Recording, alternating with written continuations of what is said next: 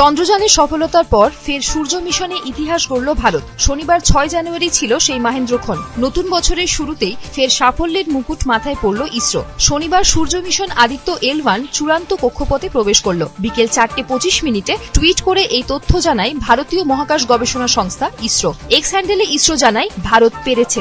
Aditya L1 সফলভাবে L1 পয়েন্টের চারপাশে হ্যালো কক্ষপথে প্রবেশ করেছে। ইসরোর বিজ্ঞানীদের শুভেচ্ছা জানিয়েছেন প্রধানমন্ত্রী নরেন্দ্র মোদী। এক্স হ্যান্ডেলে প্রধানমন্ত্রী লেখেন, ভারত আরও একটি ল্যান্ডমার্ক তৈরি করল। ভারতের প্রথম সৌর মানমন্দির আদিত্য L1 তার গন্তব্যে পৌঁছেছে। আমাদের বিজ্ঞানীদের নিরলস উৎসর্গের এটি একটি প্রমাণ।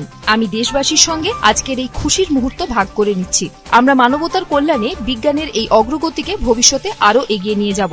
গত বছরের 2 সেপ্টেম্বর ইসরো শ্রীহরিকোটা লঞ্চপ্যাড থেকে রওনা দেয় সৌরযান আদিত্য L1। দীর্ঘ 15 লক্ষ কিলোমিটার পথ পাড়ি দিয়ে নির্দিষ্ট গন্তব্যে পৌঁছাতে সক্ষম হয়েছে মহাকাশযানটি। আদিত্য L1 মহাকাশে ভ্রমণের 126 দিন পূর্ণ করেছে।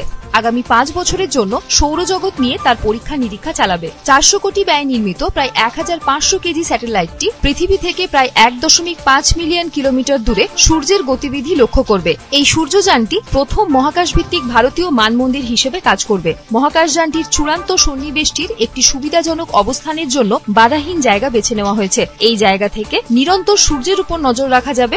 গ্রহণ কখনোই বাধা হয়ে দাঁড়াবে না।